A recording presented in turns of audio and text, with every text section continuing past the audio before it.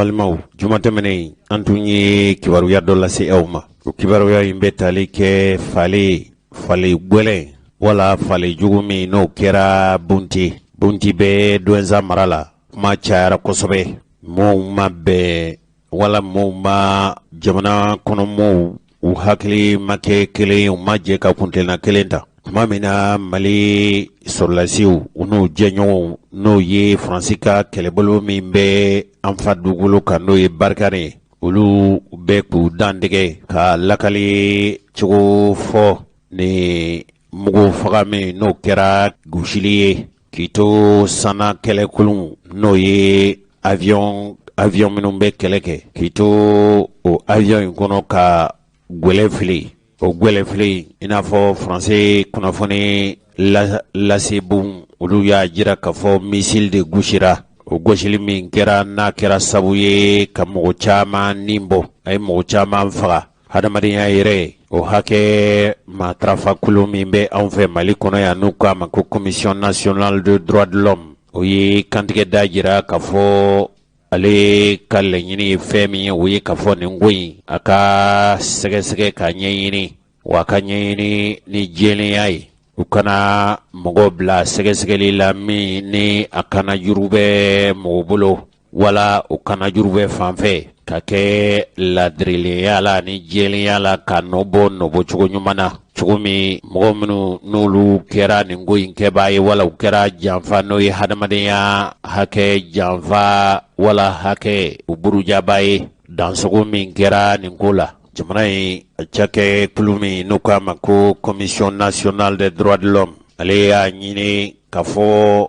jaabi min n'o sɔrɔla nin ko in na a sɛgɛsɛgɛli kɔfɛ ka na ni kibaruya jɛlenw ye ka jamanadenw bɔ o sɛgɛsɛgɛli ninnu kalama. An balimaw nin kunnafoni de fasirila kunnafoni fasirila se sɛbɛn min fɛ n'a bɛ fɔ a ma ko sɔgɔmada kibaru ni ye Bertin Daku ka fasiri ye. Ale ye ɲininkali de boloda ko dantigɛli kɛra jɔnjɔn na fɛn min kɛra bunti n'a bɛ Douentza fɛ. Jamana yɛrɛ minisiri bondaso min sigilen don jamana tangani ni jamana kɔlɔsili la ka bɔ juguw ka mantɔrɔ ma k'o ye dantigɛli sɛbɛnbɔ ko nin sana kɛlɛ gosili min kɛra kari tɛmɛnen n'o bɛnna janvier kalo tile 3 ma ko a dabɔra o kɛlɛ taara ka hali n'an ka diinɛ ɲɛmɔgɔw hali n'an ka minisiriw olu ko an kana fɔ nin maa ninnu ma ko jihadistiw wa nka sɛbɛn in y'a sɛbɛn nin cogo la ko an ka jamana marabaw kɛrɛnkɛrɛnnenya jamana minisiri bondaso min bɛ yen n'o k'a ma ko ministère de la défense ko olu kari tɛmɛnen n'a dɔgɔ furancɛ kelen tun ye kununko kari ye k'a fɔ gosili min kɛra olu ka sanakolon fɛ k'o ye jihadisi ninnu ka kɛlɛbolo dɔ de gosi ko sabu k'olu tun kɛn bɛ ka u ka daga wali tun kɛn bɛ k'u biri yɔrɔ la k'o biri yɔrɔ k'o ye bunti masurunya yɔrɔ de ye wa o gosili min kɛra pankolon fɛ o pankolon ninnu u ka maa ninnu u gosili ni mugu ye ko n'o ye sana kɛlɛkolon mugu ye k'o kɛra ko ɲɛɲini ka perepere ka jɔnjɔnyara olu ma k'u kunfɛ a ko kɛra olu yɛrɛ ka ko ɲɛɲini ɲɛ sɔrɔ perepere kɔfɛ ko sɔrɔla ka gosili kɛ ko an ka jamana minisiri bondaso min sigilen don jamana tangali la n'o ye ministère de la défense o ye nin sɛbɛn in bɔ tuma min an ka furancɛ fanga ɲɛmɔgɔ n'o ye bandaw ye ale ye janaja sɛbɛn ani dodon sɛbɛn k'o ɲɛsin Niger yɛrɛ jamana ɲɛmɔgɔ ma n'o ye Mahamadu Isufu ye sabu ale fana ka jamana denw u furuba fagara dugu min n'o ye Shoma Bangu ani Zaruma de Reye ko o fana fagala olu o jamanaden ninnu fana fagara pafalikɛla jugu ninnu fɛ i n'a fɔ laadala ne ni ɲɔgɔnna fale jugu hali n'a ye Mali sɔrɔ wala ye jamana bonyango ninnu sɔrɔ u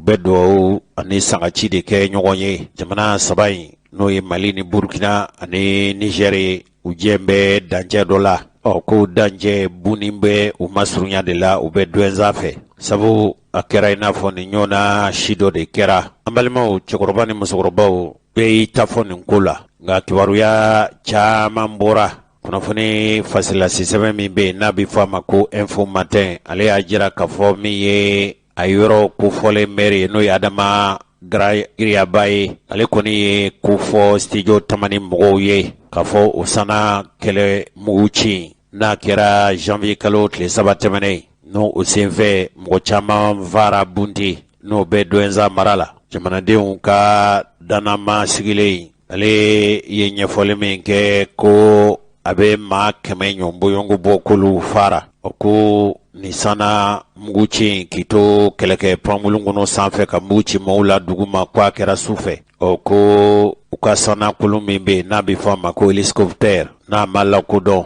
ka sɔrɔ kibaruya bɔra fan wɛrɛ fɛ ka jira k'a fɔ nin falen ko kɛra kare tɛmɛnen ko a kɛra furusiri de senfɛ hali min ye fila denmisɛnw ka faraɲɔgɔnkan tɔn in n'o ye jeunesse tropicale polaku ye k'olu ko a don olu tun bɛ kɛnɛ kan jate min fɔlɔ tun minɛna o ye k'a fɔ min fagara ko bɛ taa maa 20 ɲɔgɔn boyongo la min kɛra joginfɛn ye ko bɛ taa maa 28 na ko o don kelen ko maa 30 ɲɔgɔn boyongo k'u ye olu doni ka taa n'u ye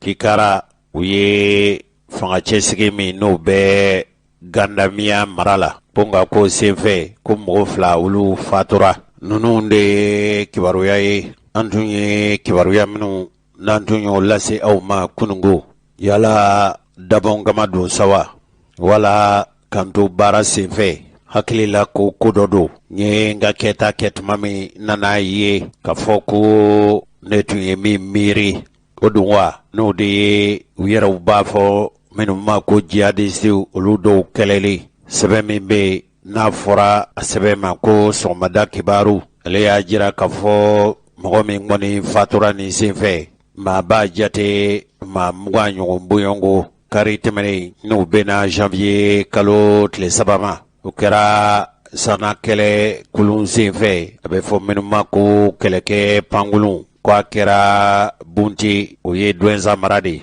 sɛbɛn in fasirikɛba ko mɔɔw kɔnɔ guwan bɛ ɲininkali ani siga fanga bonyana kosɛbɛ min ye fulaw olu ka tɔn min bɛ n'u k'a ma ko Tabital Pulaku o kulu kɔni fɛ ko minnu fagara ko a bɛɛ ye jamanaden gansanw ye k'u tun bɛ furusiri de la nka Faransi kɛlɛbolo min bɛ olu ko tiɲɛ don olu ye kɛlɛ wuli ko nka ko kɛlɛ kun tun ye fɛn min ye o kɛlɛ kɛra fɛn min ye ko de ka u yɛrɛw b'a fɔ mɔgɔ minnu ma ko jihadisiw o sɛbɛnnen de don fo cogo wɛrɛ tɛ a la anw fɛ hali n'anw fɛla tɛ k'a fɔ ko olu ye o kɛlɛ de wuli ko ka taa jihadisiw ko ka taa olu ka ko ban Faransikaw yɛrɛw ka fɔcogo la ko ye jihadiste tankulu des dizaines de djihadistes ko ninnu u lakodɔnna k'u yɔrɔ dɔn perepelatigɛ la ko sabu olu ye a ko ɲɛɲini u ye min kɛ ko ɲɛɲini na u bɛ tile caman bɔ wa kibaruya minnu bɛ ka cɛrin k'a fɔ ko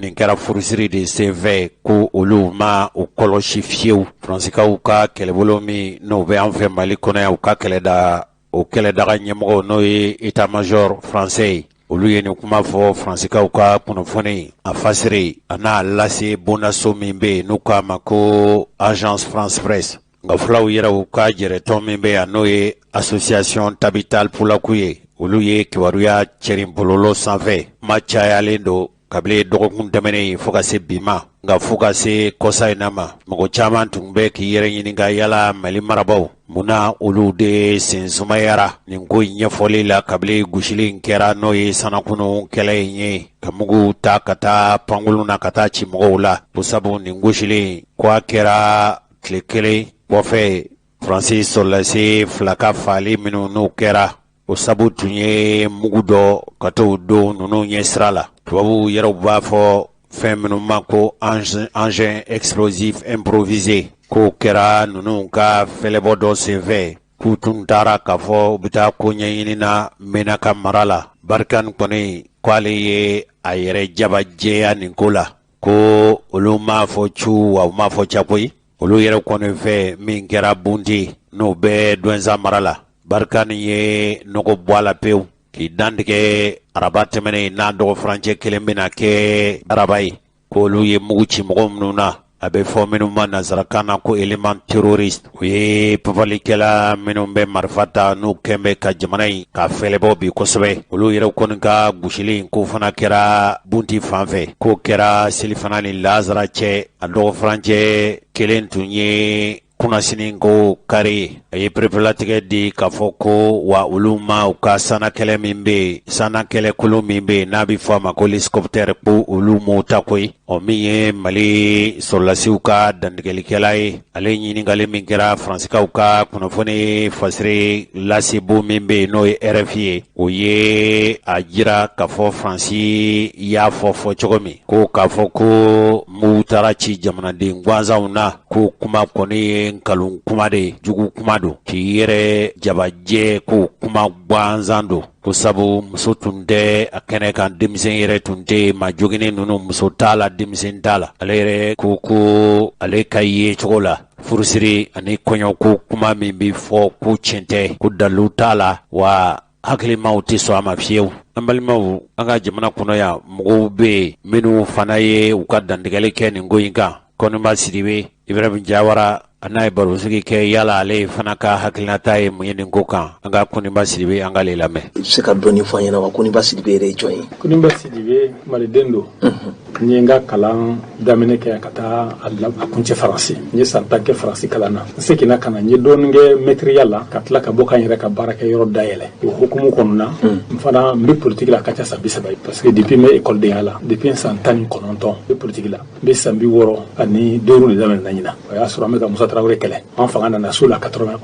O tuma ye olu maa dɔ ye wa? Ne olu maa dɔ ye. Mun ye Musa Traoré bin 91 mouvement démocratique. N tun bɛ o cɛma fa fɔn kan. Ba ni jɛkulu jumɛn tɔgɔ ye? CENID association de tun association fila de tun bɛ yen. CENID ani ADEMA ne tun bɛ CENID de la. O de y'a to gouvernement min sigir'o kɔfɛ transition kɔnɔ fo Zumana Sakɔ tun ye premier ministre. Ne tun ye ministre au gouvernement kɔnɔ. 92 waati. 92 waati n ye ministre kɛ o waati la. K'a sɔrɔ ka na député kɛ o kɔfɛ kɔsɛn na ka tila ka ministre kɛ to. Donc depuis nin ko ninnu daminɛna n b'a la fɔ n kan n yɛrɛ ye parti dɔ président ye sisan n'o tɔgɔ ye ko mouvement pour un destin commun le MODEC. Mɔgɔ kelen fanga tɛ se ko la an dɔw farala ɲɔgɔn kan parti caman an farala ɲɔgɔn kan jɛkulu min kɔnɔ t'o ko FSD Front de sauvegarde de la démocratie Soumaïla Cissé min banna Ala ka hinɛ a la Amina Rabi o tun y'a ɲɛmɔgɔ ye olu ni anw ni Semasi fara Espoir Mali kura kan MK an de jɛra ka M5 sigi sen kan bon M5 bɛ o ɲɛmɔgɔ suba fana kɔnɔ n'a bɛ f'o ma ko comité stratégique ala bɛ yɔrɔ min na bi b'o de kɔnɔ komi i y'a fɔ cogoya min na gɛlɛyaw minnu bɛ an ka jamana kɔnɔ n'a kunkɔn bɔra dɔgɔkun kɔnɔna na a dɔ ye k'a fɔ min ye Faransi ka pankuru dɔ wulila ka bombardement kɛ kuma cayara kosɛbɛ kosɛbɛ nka an kɔni ka ye t'a la politique mɔgɔw tɛ Faransi tɔgɔ bɛ fɛn o fɛn na politique mɔgɔw da ka suma o la kosɛbɛ kosɛbɛ o tɛ tiɲɛ wa? O ye tiɲɛ ye. Ka da mun kan? Mɔgɔw bɛɛ n'i ka hakilina don dɔw ta ye ko pour que ka ɲɛ sɔrɔ politique la anw ka jamana in kɔnɔ bi ko ni Faransi tɛgɛ tɛ ɲɔgɔn bolo k'i tɛ ɲɛ sɔrɔ a ko la. O tɛ tiɲɛ ye wa? Non ne hakili la o tɛ tiɲɛ ye. Ayi o tɛ tiɲɛ. N b'o fɔ ka da kun jumɛn kan 2013 waati la Ibrahim Boubacar Keïta IBK Faransi ka candidat tun tɛ o. O ma don Faransi ka candidat tun tɛ tubabu ka candidat tun tɛ président minnu bɛ an da fɛ yan Côte d'Ivoire mɔgɔ si ka candidat tun tɛ IBK ye. Maliyɛnw de y'a ta k'a sigi olu ka sɔrɔ ka tugu an kɔ a ko la. Donc i mɔgɔ o mɔgɔ ne y'a jira maliyɛnw na k'a fɔ e de bɛ se ka jamana in bila sira ɲuman kan ka mɔgɔw ka danaya da i kan Faransi bɛ tugu i kɔ o de y'a tɔ o kɔni ye ne hakilina ye o de y'a tɔ Faransi ko kuma bɛ fɛn o fɛn na ne kɔni hakilina ye min ye tigitigi n b'a fɔ n t'a fɔ ka nɔgɔ to a la n t'a fɔ ka ni fɛn wɛrɛ ni tiɲɛ yɛrɛ tɛ o ne hakili. Nka ni min ye Douentza mara kɔnɔna ye u ka dugu min bɛ yen ko Bunti an ye kibaruyaw sɔrɔ k'a fɔ ko gosili dɔw kɛra yen nɔ Capital Plateau ka denmisɛnninw ka ɲɛmaa olu ye communiqué kɛ ka yira k'a fɔ ko jihadiste terroriste tun tɛ nka Faransi ka communiqué an kɔni ye kɔlɔsi min kɛ an y'a ye k'a fɔ gosili kɛra tile 2 de kɔfɛ Faransi bɔra ka communiqué kɛ o fana kɔfɛ an ka gouvernement bɔra ka communiqué fana kɛ mais n'i ye nin bɛɛ jateminɛ e yɛrɛ ye faamuya jumɛn sɔrɔ nin ko in kɛcogo la? Ne ye faamuya min sɔrɔ a la tɛ dɔwɛrɛ ye ko ninnu a tiɲɛna nkalon dɔli tile 1 tile 2 kan o tɛ ko ɲɔgɔn ɲɛ ka d'a kan Mali ni mɔgɔ minnu bɛ ɲɔgɔn na n'o ye terroriste ninnu an jugu don jamana jugu de don fɛɛrɛ fasugu bɛɛ b'o bolo Mali de taara Faransi nɔfɛ ka na Faransi ma na n'a yɛrɛ ye jɔnkuna de ye papier lettre ci u ma ko ka na an dɛmɛ u bɛ na Mali kɔnɔ don min a y'a sɔrɔ terroriste u ye kɔrɔnfɛla minɛ ka na fɔ kɔna a y'a sɔrɔ u bɛ fɛɛrɛ tigɛ ka na Mopti n'u ye Mopti base minɛ Mɔmɔ ni Bamakɔ cɛ Faransi nana o hukumu kɔnɔ Mali bɛɛ tɛgɛrɛ fɔ ko wɛrɛw nana y'a kɔnɔ min ye malidenw ɲɔgɔn yɔrɔ sɔrɔ faransi la a baara la o tɛ dɔwɛrɛ ye o ye kɔrɔnfɛ kɛlɛ min bɛ yen n'a bɛ f'o ma ko rébellion ko tagabolo la a kɛra i n'a fɔ faransi ka surun la ka tɛmɛ mali kan o de y'a to malidenw nana ɲɔgɔn yɔrɔ sɔrɔ faransi la cogo sugu dɔ la fɔ vraiment an t'a fɛ u ka to an ka jamana u ka taa nka ne bɛ min fɔ i ye bombardement ko min fɔ sisan n ko ani minnu o fɛɛrɛ ka bon ka da mun kan a bɛ se ka kɛ faransi ye olu de bombarder ka mɔgɔ caman faga u la pour que ka faransi tɔgɔ tiɲɛ pour que a bombardement ɲɔgɔn wɛrɛ kana kɛ tugun u bɛ se ka mankan wuli fan bɛɛ fɛ k'a fɔ ko faransi ma olu bombarder k'u taara malidenw de bombarder minnu bɛ furusiriw ni fɛnw na k'u taara jama de bombarder o ye kelen ye o bɛ se ka kɛ mais a bɛ se ka kɛ fana bombardement nin kɛtɔ faransi filila u tun bɛ ka jamakulu min ɲini u filila la u taara civiliw bombarder ne kɔni b'a siri kunkolo kɔnɔ a fila bɛɛ bɛ se ka kɛ a fila dɔrɔn kelen ye tiɲɛ ye quoi mais ne tɛ n to a kelen kan sisan parce que n'an y'o kɛ terroriste minnu ka laɲini tɛ dɔwɛrɛ bi faransi ka taga purement et simplement olu fana b'o ɲini yan olu tɛ fɔ su ni tile olu b'o fɔ su ni tile hali négociation kuma mun fɔra k'a fɔ ko u ni mali gouvernement ka négocier o ka fɔta ye mun ye ko fɔ faransi ka taga ka bɔ mali kɔnɔ fɔlɔ ko armée étrangère dunanw ka armée minnu bɛ yan n'o ye MINUSMA k'a bɛɛ de ka taga ka bɔ mali kɔnɔ olu ka laɲini de ye o wa terroriste bɛ yɔrɔ o yɔrɔ jamana fɛn o fɛn kɔnɔ Afghanistan u fana ta t'o de yan Afghanistan terroriste ko u ni Amérique tɛ sigi ka u n'u ka gouvernement min bɛ yen sisan ko n'u tɛ sigi ka kuma fɔ américain k'u ka minɛnw cɛ ka bɔ jamana kɔnɔ donc o ye mun ye aw k'aw sen bɔ a la a k'a to an ni malidenw cɛ an b'a bɔ ɲɔgɔn na yan n b'a fɔ n bɛ faransi défendre n ko de n'an y'a dɔn k'a fɔ an fanga bɛ se u la tigi ko armée b'an bolo min bɛ se ka kɛlɛ kɛ k'a wasa ko ɲɛmɔgɔ bɛ jamana kunna jamana lakanani ani ka terroriste ninnu gɛn ka bɔ jamana kɔnɔ o hamina don su ni tile walahi an bɛɛ b'a fɔ ko faransi ka taa an bɛɛ b'a fɔ alhamdulilayi jamana bɛ se ka sigi cogo di k'e ka lakana k'i b'o doni ta k'o da jamana wɛrɛ kun ni anw ye an jɔyɔrɔ fa an ka jamana lakanani na n'an y'an jɔyɔrɔ fa terroriste kɛlɛli la anw mana sira min minɛ wajibi faransi ni tɔw bɛ to an kɔw la nka anw yɛrɛ de kɛlen bɛ k'a ko kɛ sisan i n'a fɔ an ka jamana lakanani an ye a doni ta ka da mɔgɔ wɛrɛ kun a kɛra bɛɛ ɲɛna ko colonel minnu ye fanga ta sisan yala u bɛɛ tun bɛ guerre terrain kan ko chef de guerre don a kɛra bɛɛ ɲɛna k'u ye fanga tali min kɛ u bɛn'u ɲɛsin o de ma surtout k'a fɔ o la an bɛɛ hakili tun ye dɛ militaires bɛ mali fan o fan n'u bɛ fɛn wɛrɛ la min tɛ lakanani ye k'u bɛɛ fara ɲɔgɔn kan k'u bɛɛ ka baara kɛ lakanani ye an bɛɛ tun sigilen n'o de mais an ye mun ye colonel minnu bɛ armée kɔnɔ a n'a officier tɔw u bɛ k'olu bɛɛ bɛ sen bɔ kɛlɛ la pewu pewu pewu k'u bila plasiw la plasi minnu tɛ sécurité baaraw ye gouverneur directeur financier ministère directeur financier kɛ militaire fɛn yɛrɛ bɛɛ fɔ lakanani o tuma an b'a fɔ faransi ni minnu bɛ ka olu ka taa o anw yɛrɛ dun tɛ k'a sira ta k'a fɔ an bɛna an yɛrɛ lakana cogo min fɔ an fana ka ɲɛmɔgɔw kɛlen bɛ ka sira wɛrɛw ta min t'o ye o tuma baara bɛ kɛ cogo di an balimaw nin dun ye Kɔnɛba Sidibe n y'a jira u la kunungo k'a fɔ nin kuma ye a cayalen don bi kosɛbɛ hadamadenya yɛrɛ o matarafa kulu min bɛ anw fɛ Mali kɔnɔ n'u k'a ma ko commission nationale des droits de l'homme ale ye dantigɛ k'a ka kɔnɔguwan fɔ nin ko in na sabu ko hadamadenya hakɛw k'u tɛ matarafa Mali kɔnɔ ka sabu kɛ nin ko kelen in kan n'a kɛra janvier kalo tile 3 tɛmɛnen ni a bɛ tali kɛ nin ko in kan bunti n'o bɛ Douentza mara la a bɛ Mopti de fɛ n'a kɛra sabu ye mɔgɔ caman ni tora a senfɛ hadamadenya hakɛ matarafa hakɛ ɲinikulu min bɛ an fɛ Mali kɔnɔ ale y'a jira k'a fɔ ko a bɛ don kɛ mɔgɔ minnu ni olu fatura a ko a bɛ dali kɛ dali masa fɛ ala ka nɔgɔya kɛ maa banabaatɔw ye ale yɛrɛ kɔni fɛ ko hadamadenw hakɛ b'u bolo a bɛ fɔ min ma ko droit civil hakɛ yɛrɛ b'u bolo politiki ko la n'a bɛ fɔ ma ko droit politique o ko fɛn o fɛn bɛ yen ni o bɛ dankari hadamadenw ka hakɛ la n'o de ye ka balo ka sɔrɔ u ma kɔlɔlɔ sɔrɔ tɔɲɔni ma ta k'u sɛgɛrɛ k'u ka lakana ko y'u ka hakɛ ye hadamadenya hakɛ matarafa kolon ye o ko hadamadenya hakɛ o tɔɲɔni wale minnu kɛra ni dansago minnu kɛra k'olu b'o ɲangi kosɛbɛ wa olu yɛrɛ kɔni fɛ u b'a ɲini cogo bɛɛ lajɛlen na sɛgɛsɛgɛliw ka kɛ n'o ye sɛgɛsɛgɛli dalumaw ye i n'a fɔ kunun ko dɔnkibaru kɛnɛ kan ka kɛ mɔɔw ka ko sɛgɛsɛgɛ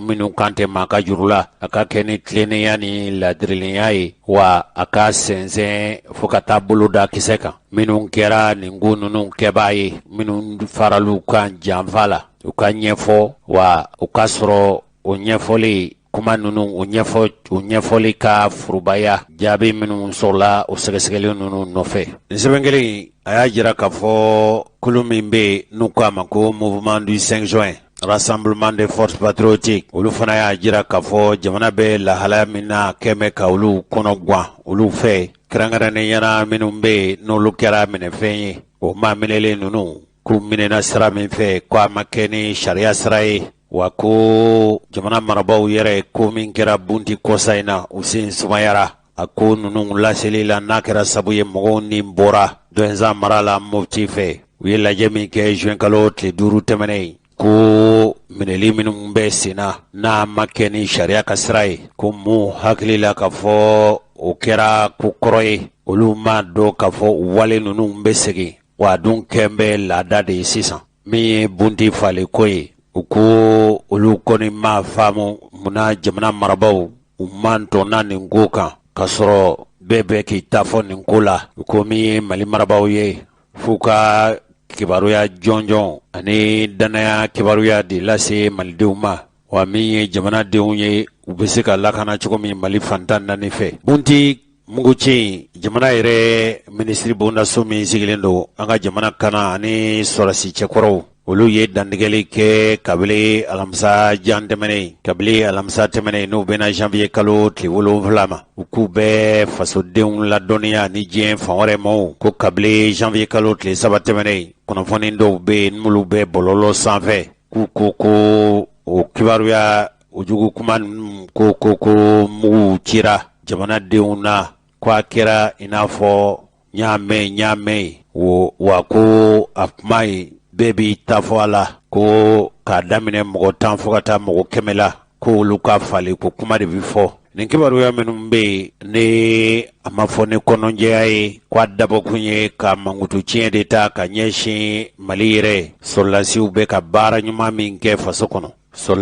Mali sɔrɔlasi ani u jɛɲɔgɔnw k'u bɛ ka jugu dagaci min n'u bɛ ko kɛ ka ɲɛsin papalikɛlaw ma u sitigiya minnu n'u bɛ ka boloda fan bɛɛ lajɛlen fɛ ko senfɛ waati kelen na ko mankutu tiɲɛ walew ani kibaruya jugu jɛnsɛnw k'olu bɛ sen na cogo min cɛsiri min bɛ ka kɛ Mali sɔrɔlasiw fɛ o cɛsiri ninnu bɛ se ka lagosi cogo min ka sɔrɔ Mali sɔrɔlasiw baara wɛrɛ tɛ u lakana ni karama seginni Mali dugukolo kan ko fɛn min kɛra jɔnjɔna jamana minisiri bondaso min sigilen don jamana lakana jamana tangale ani sɔrɔsi cɛkɔrɔw ka minisiri o ye dantigɛli minnu kɛ u ko olu ye sana kɛlɛ min kɛ n'o de k'i to kɛlɛkɛ pankulun kɔnɔ ka mugu keru n'a kɛra janvier kalo tile 3 tɛmɛnen k'o kɛra maa minnu gɛlɛ k'o de ye jihadisi dɔw ye olu ka kɛlɛbolo an bɛ segin a kan k'a fɔ jihadisi ko kuma in n'i y'a ye anw b'a fɔ nin kuma in bɔra Mali marabaaw yɔrɔ nka an ka diinɛ ɲɛmaaw ani danbetigiw ko jihadisi ko kuma in ka ninnu misaliya i n'a fɔ jihadisiw ko tɛ tiɲɛ ye o kuma man ka fɔ anw fɛ ko nka ko ye nin kɛlɛbolo ninnu gosi kabilu ka biri yɔrɔ de la k'o ye Buni mara ye ko a ma kɛ kunfɛ ten gansan kɔ a ko ɲɛɲinina ka bolo da kisɛ kan pereperilatigɛ la ko gosili sɔrɔla ka kɛ ko nin gosili ninnu ko kɛra Faransi ka kɛlɛbolo de fɛ ko a kɛra sabu ye ka nin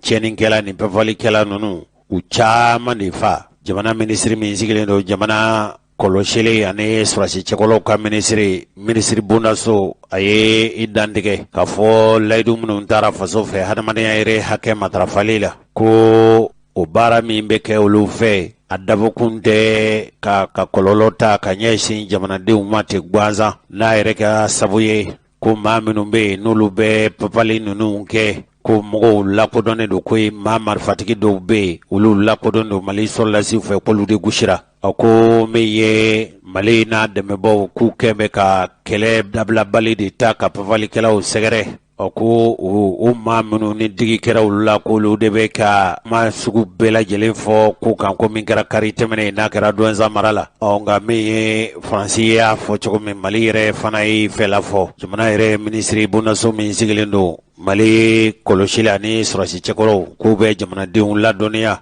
k'a fɔ ko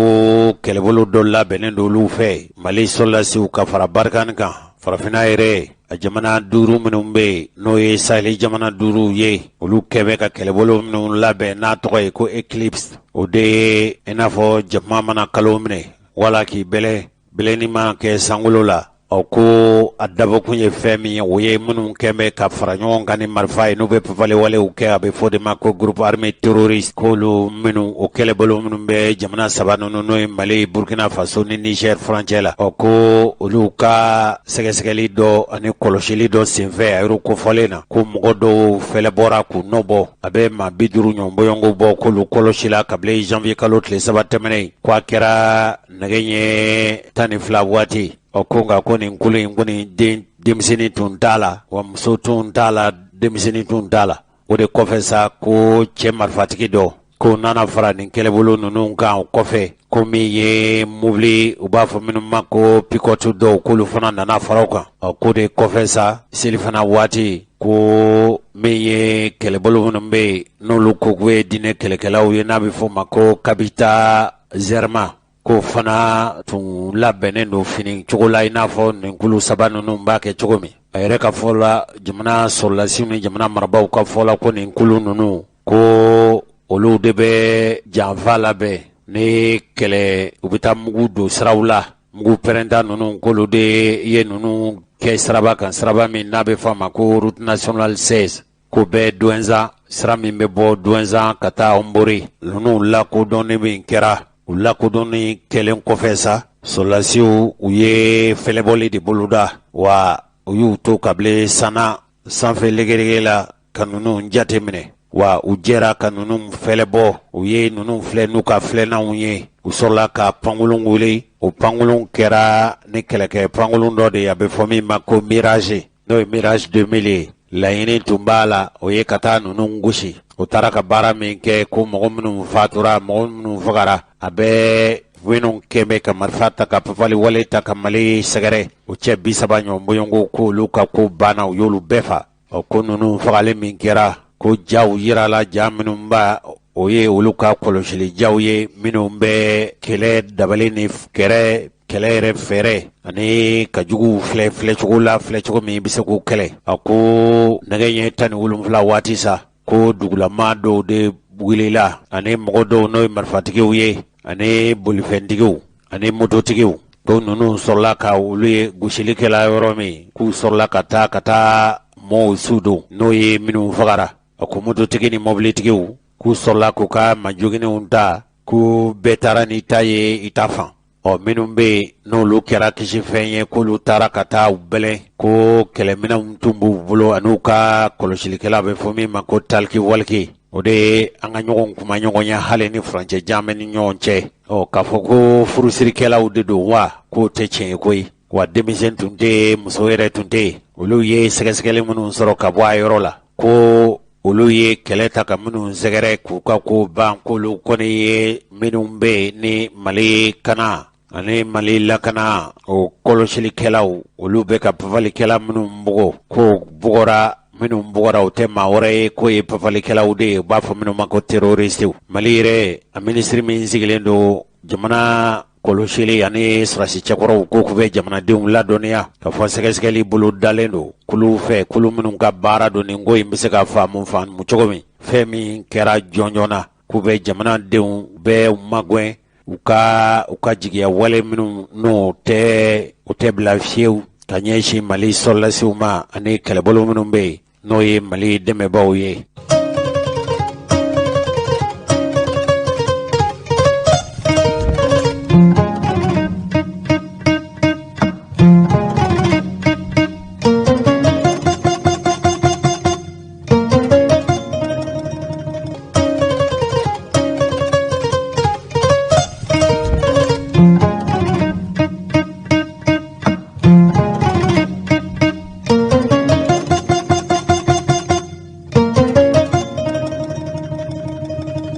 balimaw kuma min kɛnbɛ ka Mali labɔ bi kosɛbɛ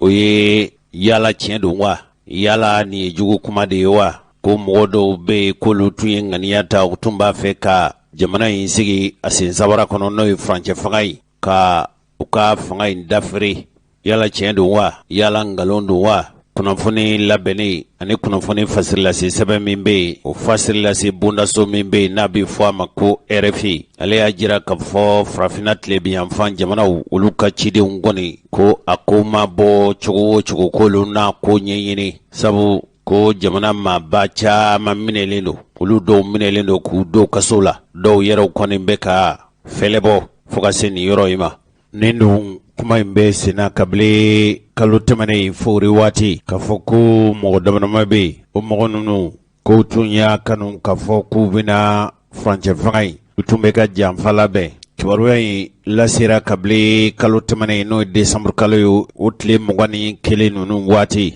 mɔgɔ 5 minnu ni olu bɛ mɔgɔ 6 ninnu minnu n'a fɔra k'a fɔ olu tun b'a fɛ ka jamana in ka a fanga in k'a paro tubabuw yɛrɛ b'a fɔ min ma ko atteinte à la sécurité de l'État jamana kana ani jamana fanga kanani k'u tun b'a fɛ ka dankari o la mɔgɔ 5 bɛ yen ninnu bɛ kaso la kabili desanburu kalo tile 31 tɛmɛnen wa nin yɛrɛ ta siɲɛ fɔlɔ ye sabu min bɛ yen n'a fɔra k'a fɔ o ye nin ko latigɛ ɲɛmɔgɔ yɛrɛ ye n'o ye dɔgɔtɔrɔ Bubu Sise ye o dɔgɔtɔrɔ Bubu Sise min n'ale tun ye Ibrahim Boubacar Keïta ka dannamɔgɔ ye ka sigi jamana mara kuntigiya la a bɛ fɔ min ma ko premier ministre o yɛrɛ ye min kɛ sɔrɔlasiw bolo minɛ la a bɛ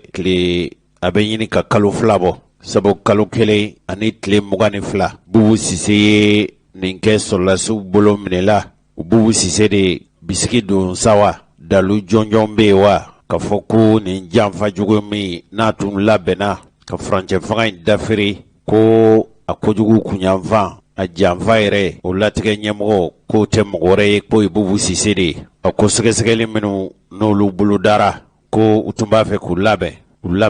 u tun labɛnnen don u tun b'a fɛ ka janfa de labɛn ka mɔgɔ dɔw sɛgɛrɛ a dabɔkun tun ye furancɛ fanga in dafirili ye min b'a to fanga yɛlɛma bɛ se ka na cogo min ninnu jalaki min bɛ u nɔ kan o de ye k'a fɔ k'u donna janfa la jamana marabaw ka don janfa la jamana marabaw kɔnɔ ka fara tiɲɛnikɛlaw kan janfa ŋaniya ta wa ka dabali ni fɛɛrɛw boloda u bɛ se ka waleya cogo min u sɔrɔtigɛ de la sa min ye nin siganama minnu n'a fɔra k'a fɔ k'u ye nin ŋaniya in ta olu ka surunadon labɛnkulu o de labɛnna a bɛ fɔ minnu ma ko avocaw k'olu ko dalu foyi tɛ nin ko in na wa dalu minnu n'u kɛra dalu ɲinenw ye o dalenw ɲini sɛbɛn ninnu foyi t'a kɔnɔ nin ye mɔgɔw ka kuma ye minnu ko k'olu ye dɔgɔtɔrɔ Bubu Sise n'a nɔfɛmɔgɔw olu y'o lafasaba ye kiribulon na jamana yɛrɛ ka furubalaseli sɛbɛn n'a bɛ fɔ ma ko ɲɛta lesor ale y'a jira k'a fɔ minnu bɛ yen n'olu ye dɔgɔtɔrɔ Bubu Sise ani a nɔfɛmɔgɔ minnu minɛlen don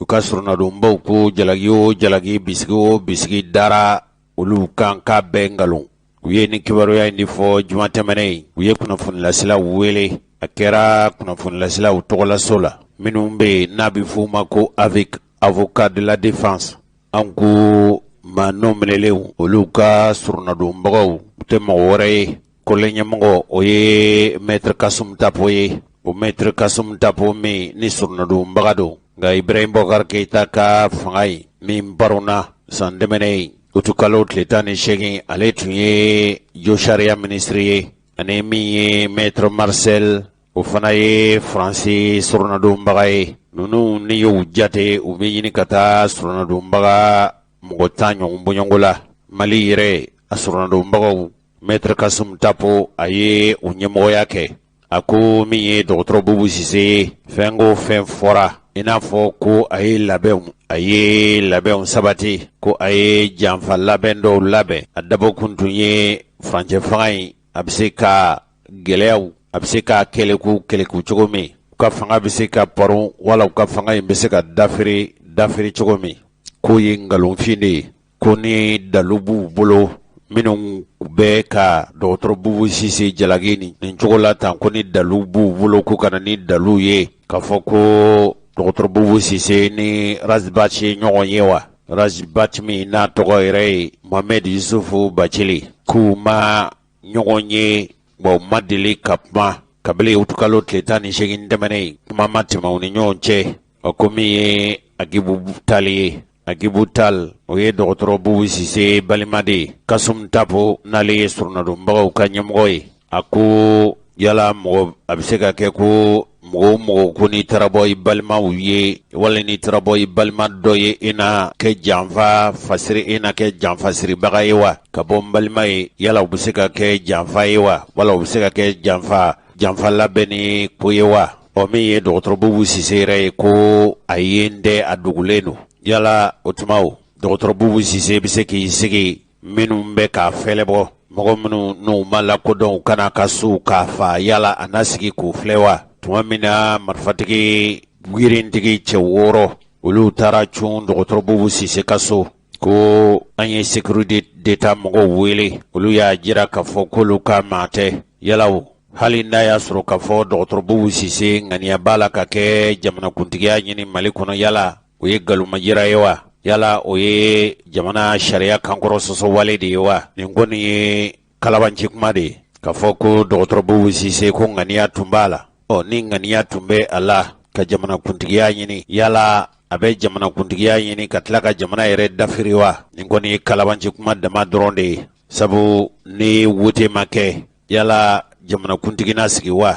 n'a y'a sɔrɔ ko bubu sise tun bɛ k'i kanbɔ fanga nɔfɛ san 2000 a tun bɛ k'i kanbɔ fanga nɔfɛ ɲinɛ yala o furancɛ kelen kɔnɔ minnu bɛ yen n'olu bɛna furancɛ fanga in n'u bɛna wotew labɛn yala a bɛ se ka kɛ olu ka fanga tiɲɛ sabu ye wa fɔɲɔgɔnkɔ bɛ nin kuma ninnu na tuma min n'a fɔra k'a fɔ Segu Tarawele o Segu Tarawele min n'ale ye jamana furancɛ fanga ɲɛmɔgɔ o ka kɔrɔsigi a bɛ fɔ min ma ko secrétaire général de la présidence ko ale min n'ale tun ye bandaw ka kɔrɔsigi ye ko tun ye ŋaniya min tun bɛ o la o de ye furancɛ fanga ɲɛmɔgɔ in k'a ka baara bɛɛ lajɛlen k'a bɛɛ ɲaami yala ale min y'a ko labɛn n'a ye yala ale yɛrɛ fana bɛ sɔn ka ɲaami wa ale sugandili kun de ye ko a ka furancɛ fanga ɲɛmɔgɔw ka baaraw boloda cogo ɲuman na n'a sugandir'o baara la ale dun ka baara ye o ye yala u bɛ se k'o ɲaami cogo di ko a fɔra k'a fɔ ko morikɛ min bɛ yen n'o ye Lasana Kane ye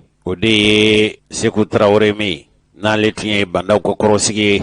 o y'u bɛnkɛ de kabila o sugandira ka kɛ furancɛ fanga ɲɛmɔgɔ ye kabila o sugandira ka kɛ furancɛ fanga ko latigɛla ni ko ɲɛnabɔla ye kabila kɛra o ka danga ye ko a ma taa bɔ a bɛnkɛ ye n'o ye Lasana Kane ye Dramane Touré n'ale fana ye surunadonba ye a ko dalu foyi tɛ ninnu siga kɛriw kan wala siga kɛriw ma k'a fɔ ninnu ka ŋaniya ye jamana fanga u dafirili ye ko ninnu kɛra sogo dɔ tilabaga ye jamana fangabulon na kuluba yala sogo tila bɛ se ka kɛ dalu ye k'a fɔ ko maa b'a fɛ ka fanga in paron wa Faransikaw yɛrɛw ka surunadonba min bɛ yen n'o ye Marcel ye k'a fɔ ninnu n'o minɛna minɛ sɛbɛn min na ko foyi t'a kɔnɔ bisigi gansanw ko n'a ma ɲɛ k'a fɔ ninnu bɛ jalaki k'a fɔ u b'a fɛ ka fanga in wala u b'a ka fanga in dafiri o tuma u kana ni dalu ye dalu min b'a a jira k'a fɔ u tun b'a fɛ ka dankari Mali fanga na wala kana ni jamana fanga dafirili ye ko nin kɔni ye politiki janfa dama dɔrɔn de ye ni politiki janfa donna sariya la o tuma sariya ko man ka fɔ u y'a jira k'a fɔ farafinna yɛrɛ tilebinyanfan kiribolo min bɛ farafinna ka lajɛkuluba ko fɔ n'o ye communauté économique des états de l'Afrique ye k'u t'u dama kasi o kiribolo na radio ɲɛta an ka ciden min tun bɛ yen o ye Ibrahim Jawara ye a ye seereya minnu sɔrɔ ka bɔ yen o seereya ninnu filɛ nin Kasum Tapo an bɛ kɛnɛ jumɛn kan sɔgɔmada in na an bɛ minnu minɛna ko u bɛ fɛ ka faso fanga dafiri n'anw y'olu ka sɔrɔnadonnaw ye an b'o kɛnɛ de kan aw sɔrɔnadonnaw taa maa joli ɲɔgɔn na an ka ca ni maa tan ye 2 bɔra Paris ka na fara anw kan parce que min bɛ sen na an y'o de fɔ minnu bɛ ka ɲini olu dɔrɔn tɛ o aw minnu ye journaliste aw ka libertéw bɛ menacelen don puisque aw ɲɔgɔn dɔ de minɛna ko parce que a kumana radio kan bon dɔw bɛ kaso la ko u y'a essayer ka fanga labin ka taa karamɔgɔw wa a fɛn dɔw ni a maloya yɛrɛ a ma fɔli yɛrɛ maloya bɛ mɔgɔ la quoi k'a fɔ ko u taara karamɔgɔw wa dɛ u ye sarakaw bɔ yan pour que k'a essayer ka fanga dafiri bon o ɲɔgɔnna sugu k'a fɔ ko Mali bi démocratie tile la ko mɔgɔw bɛ taa kaso la o kama o fana ka gɛlɛn dɛ an tɛ se k'an sigi k'o lajɛ donc anw bɛ kɛlɛ min na an ka clients ka kɛlɛ dɔrɔn tɛ dɛ maliyɛn bɛɛ de ka kɛlɛ don maliyɛn bɛɛ de ka kɛlɛ don parce que démocratie y'an bɛɛ de ka fanga ye an bɛɛ de jɛ don tout le monde doit en profiter ni min ye min kɛ ni min tɛ sara la o ka ɲangi mais dɔw tɛ se k'a kɛ tout le temps olu de bɛ mɔgɔw minɛ ka mɔgɔ wɛrɛw bɛ taa fɛn dɔw f'u ye preuve t'u bolo fo se bɛ baga mɔgɔw ma k'u minɛ k'u bila kaso la n'o kɛra an bɛɛ ka jiginna ye k'a fɔ bi ta ye nin ye sini bɛ kɛ e ye c'est tout an b'o kɛlɛ de la. an y'a ye k'a fɔ Bubu Sise ye kunnafoni dɔ di k'a fɔ ko a sirannen bɛ bi a yɛrɛ ka lakana ye min ye k'a fɔ ale welela a ma wele n'a welela a bɛ taa kiiri jaabi an bɛ waati min na ko sisan o kan ka kɛ jamana kɔnɔ aw yɛrɛ ka ye t'a la. mais n y'o de f'i ye siranko don a delila ka kɛ o m'a fɔ a ye Sumala Ala ka hinɛ a la Sumayila Sise u m'a agressé yan ma taa Sumayila nɔfɛ c'est les mêmes méthodes ka taa Sumayila so k'a jogin a taara a ye kalo 7 de kɛ Paris en 2012 o ɲɔgɔn de tun bɛ sen na o de kama Bubu y'i dogo parce que minnu taara nɔfɛ n'u tun y'a sɔrɔ ŋaniya ɲuman tun t'u kɔnɔ n'o tɛ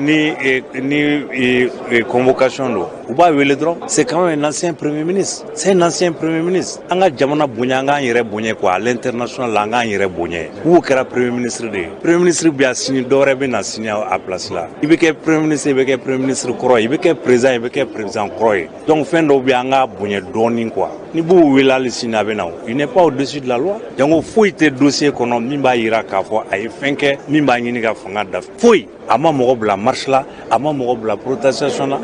ani mɔgɔ ma kuma fosi a bɔra kaso la a b'a ka so tranquillement ko parce que a bɛ fɛ ka kɛ Mali président ye et alors o ye crime de ye n'a bɛ fɛ ka kɛ Mali président ye c'est son droit a bɛ k'o ye sira jumɛn na élection tɛ yan transition de man kan ka élection organiser yan n ko de y'u ka mission fɔlɔ ye CEDEAO y'o de f'u ye o mais mɔgɔ min bɛ fɛ ka kɛ président o b'o déstabiliser n'a b'a yɛrɛ kalama donc vraiment ça ne tient pas quoi ça ne tient pas donc Bubu a siranko don a sirankun don parce que a ɲɔgɔn delila ka kɛ o dɔrɔn de don n'o tɛ k'a fɔ min bɛ dossier la a tɛ se ka siran o ɲɛ parce que foyi tɛ dossier kɔnɔ. an ye kunnafoni sɔrɔ k'aw tun ye liberté provisoire demandé aw ka client ye tiɲɛ don wa. tiɲɛ don juge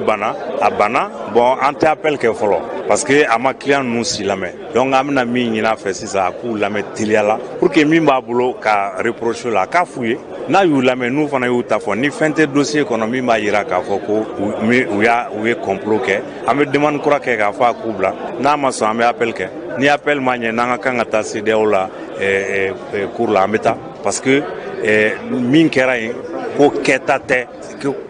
tɛ enquête m'a jira k'a fɔ u ye fɛn kɛ o sécurité d'état de y'u minɛ parce que mɔgɔw taara f'u ye ko nin b'u kɔnɔ nin b'u kɔnɔ bɛ mɔgɔ minɛ n'o fɛn b'i kɔnɔ a bɛ minɛ an si tɛ siyɛn o. le mot déstabilisation in sɔn ka déstabiliser juridiquement a bɛ bila minɛ jumɛn kɔnɔ. ne t'a dɔn déstabilisation ne t'a dɔn o ye min ye o ye coup d'état de ye o dɔwɛrɛ tɛ o kɔ comme mun donna an ye min fɔ ye an b'a a ɲini juge fɛ a ka mɔgɔw lamɛn k'u labila joona n'a y'u labila kuma fɔra a banna n'a m'u labila an bɛ appel kɛ n'o fana ma ɲɛ an bɛ taa CEDEAO la a banna. i ka kuma laban ye jumɛn. a kuma laban ye min fɔ anw bɛ min na yen Mali an b'a la Mali bɛɛ de ye Rasbat min minɛna journaliste de don comme vous sini u bɛ se ka taa n'an ye nin to u bɛ se ka taa o minɛ k'aw fana ye nin fɔ aw ye nin fɔ o tɛ se ka kɛ o kabini 91 mɔgɔw de sara pour que constitution min bɛ yen bi a ka sigi loi liberté minnu b'a kɔnɔ mɔgɔw de sara a kama donc mɔgɔ si tɛ man kan k'a fɔ bi ko o libertéw tɛ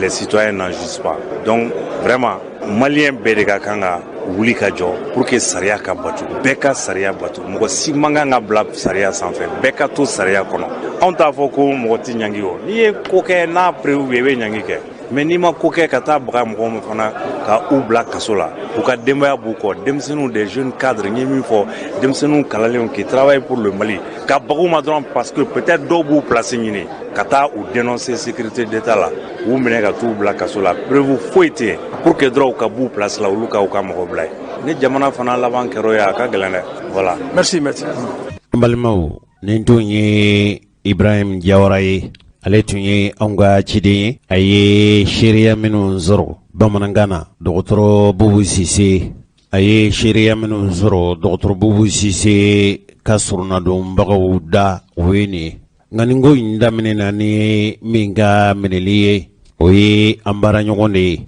an den yɛrɛ do koyi n'o ye Mohamed Yusuf Bacili ye nka a ka kamaleya cogoya in sa fo ka se ni yɔrɔ in ma ne ma se a fɔcogo ɲuman na. Rasbat n'a ma ɲɛ basila ko ma ko a taara bɔ a ye dɔgɔkun tɛmɛnen. Tuma dɔ la a taara an ka foliw lase ko n yɛrɛ bɛ sira la ka na ni sira dira ma kɔni komi marakaw olu sɛnɛ ka telen kow la n'u bɛ min na don min u bɛ o cogoba k'u bɔyɔrɔ dɔn. O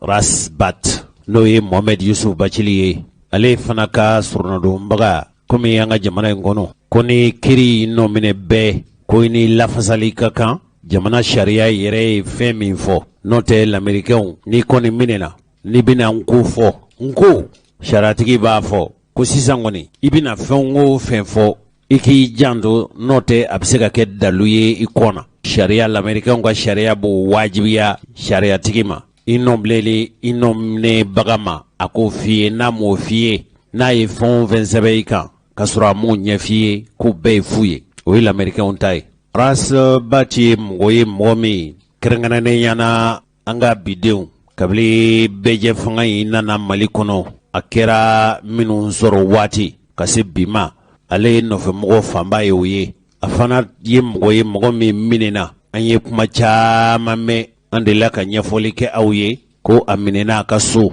a minɛli min kɛra u y'a paron de ka taa n'a ye. A nɔfɛmɔgɔw n'o ye CDR mɔgɔw ye u ye kunnafonilaselaw wele a don kofɔlen ne yɛrɛ tun bɛ yen nka nin tun tɛ u ka kɛnɛ ye. Kunnafoni laselaw tɔgɔla so min bɛ yen n'o ye Maison de la Presse ye an ka kunnafoni laselaw ka ɲɛmɔgɔya bu mɔgɔw tun ye kunnafoni laselaw wele o don kofɔlen ne yɛrɛ tun bɛ yen. O senfɛ ɲɛfɔli kɛra k'a fɔ a kɛra mɔgɔ soɲanen de ye a kɛra i n'a fɔ i bɛ taa bin karisa kan.